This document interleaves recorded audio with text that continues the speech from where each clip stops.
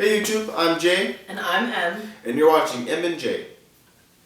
Why is it that Mother's Day is so hard for adopted and foster kids? Is it abandonment? Is it anxiety? Is it anger? Or is it all the above? Today we're going to find that out with experiences from us and some solutions at the end of the video that'll help you guys with this experience called Mother's Day.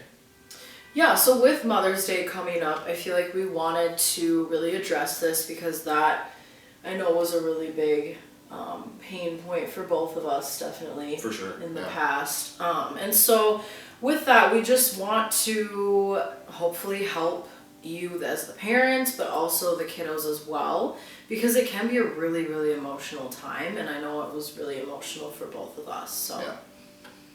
So here's a story that I have for you guys of a time where Mother's Day really got to me back in elementary school. There we were doing a Mother's Day celebration where the mothers would come in and they have lunch with the kids. This was in between the time where I was with my biological mom and going into foster care, and so I didn't really have a mother at that point. And so the lunch lady, who was actually my emergency foster care mom, came in on her lunch break and actually ate with me for Mother's Day. That was very nice of her, but at that time I really noticed that I was not a normal kid. That the experience was very rough on me because everyone else had their actual moms there and I didn't have my mom there, right? So that's just one example of how Mother's Day can really affect a kid, even in elementary school. Yeah, and I love that you brought up that point too of like those projects and those Mother's Day activities. Like they can be really, really great for, people who are with their biological parents, but it can also be a really, really big trigger for those who aren't. And almost like this constant reminder of, oh, you're not with your parents or you're not with your biological parents. And that can be really hard for sure. I know, like you had mentioned before. So, yeah, I know at my school we didn't necessarily do many, I think we did like Mother's Day cards and things like that. But in talking with other adoptive kids, I think a lot of them have been like, yeah, Mother's Day week is really hard or Father's Day week is really hard, kind of because of those activities. So just being aware of that for sure. And the thing to remember is that this Mother's Day and this experience is going to be probably a whole month ordeal.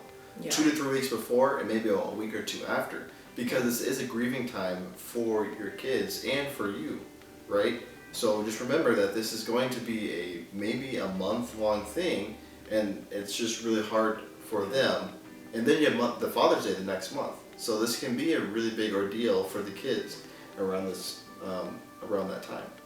Yeah, definitely. I know for me, and I love that you pointed that out, I kind of compare it to like the death of a loved one's anniversary. So sometimes, some years you'll be really sad 2 to 3 weeks before that date. For sure. Sometimes you'll be really sad the week after, and so it's not necessarily going to be kind of escalated necessarily that day, and unfortunately it's not probably going to end that day either because, yeah, like you had said, it's a grieving process for sure.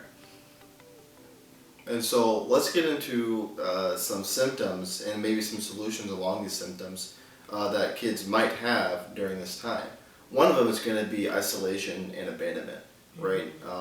When I was growing up, I definitely felt isolated during this time and alone because I couldn't talk to anyone, right? There was no one for me to talk to because everyone else had biological parents that they had. And so having a Christian and or adoptive community that they can go to, friends or family, that they can vent to and explain what's going on is really, really helpful.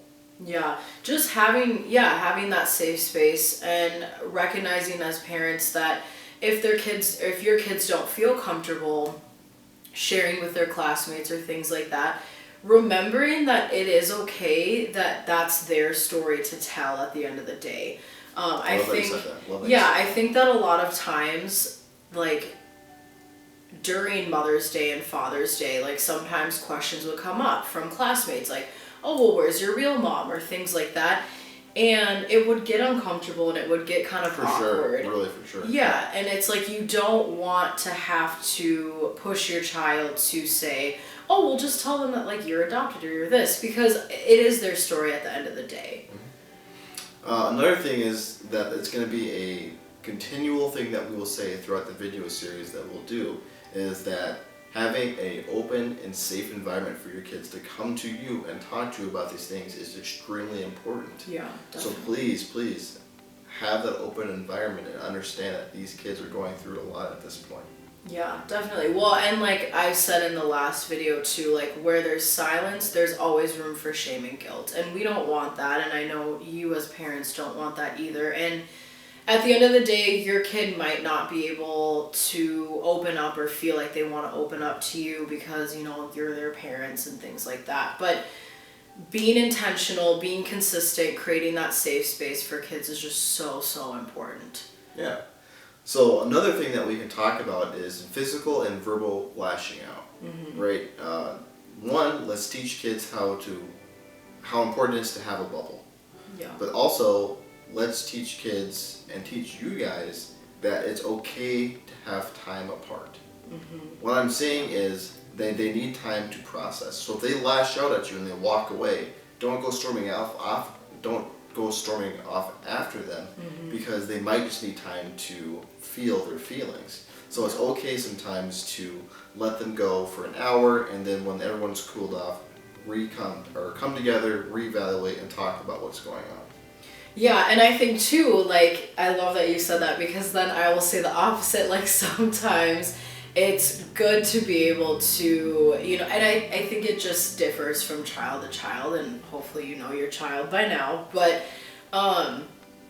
realizing too, like, some kids need that constant reminder that you will go after them, and like you will, you know, you won't leave them if they storm off. I know for me, that was a really big thing, was my attachment is very anxious. So it's like if I'm removing myself, I might say like, don't follow me, but I really want you to follow me. And so, I know that's been difficult, but that's for another video. But yeah, so I think it just differs from child to child for sure. And so I know, like, with my own, I had lots and lots of lashing out, especially on Mother's Day. That was kind of my trigger day, for lack of a better term. And so with that, yeah, a lot of verbal, I don't think necessarily physical, but a lot of verbal lashing out towards both of my adoptive parents. And for many years, I don't think that my mom ever had like a really great and memorable Mother's Day until last year, but yes. Yeah. Another one that you guys that I've never tried before, but I've heard good things about, is writing letters. Yeah. Writing letters to the biological parents or whoever they want to write letters to get their emotions down. You don't have to send the letters to the biological parents, but for them to just write it down, externalize their emotions, and then maybe you can read it later to understand more what's going on is really important. Yeah. So try to have your kids maybe write a letter to their mom or dad, specifically right now their mom, and then sit down and talk about it afterwards. Yeah, and I know you didn't mean to say video, but I think that's actually a really great idea. Like, if it is an open adoption and you are in communication, I think just sending or making a little video saying like Happy Biological Mother's Day or things like that could actually be really cute and nice, and hopefully they send one back and things like that. Because Biological Mother's Day is a week before Mother's Day every year. So that was something that my parents were really adamant about having me be able to send a card, and they really created that safe space for me to be able to, you know, talk about it, pick out a card. Like, that just meant a lot to me because I was able to pick out the card, write what I wanted to say, whether it was, you know, love Emma or XOXO. And I love that because they created that place for me to be able to kind of process, but then this reminder of, okay, like, they won't feel overwhelmed by my emotions that are overwhelming me. Yeah. And I felt that that was really important for sure, and I really respect them for doing that. I think lastly, these two examples go hand in hand. The first example is to give them something to look forward to throughout this time. So if that's going to the park or making a big day of it, going out to a movie and dinner afterwards, right? Doing something that's a little out of the norm, that the kids can remember at this time, just to have your guys' bond a little closer, but then also for them to just get through the month or week of Mother's Day. So remember just to do activities with them that might get them throughout the week. And the last one that kind of goes hand in hand is being available. Be available for your kids. Yeah. Right? Hobbies might have to be pushed to the side, even though it's getting warm out, just to be with your kids throughout this time. So they can talk, so they can vent, so they can love. Yeah, definitely. And we should have prefaced by saying that we're not parents. We hope to be one day. But so I think for us, it's easy to throw out solutions without kind of knowing, you know, if you have 2, 3, 4 kids or even just one, it can be a lot to balance everyone's emotional needs and things like that, especially if you have more than one adopted child. And so just doing the best that you can. We're only throwing out solutions that we know have truly been beneficial to us as adopted kids and as adoptees. And so, yeah, I think I'm hopeful that some of these solutions will help your families. Because, yeah, like we had said before, it can be a really emotional time as well as Father's Day. Yeah. So. And lastly, like I would keep on saying last, I'm like a preacher.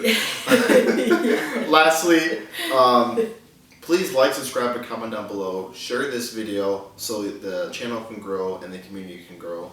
But also, if you haven't seen our life story, please go to the other video on our YouTube channel and learn about us a little bit more. Yeah. Have a great day. Thank you.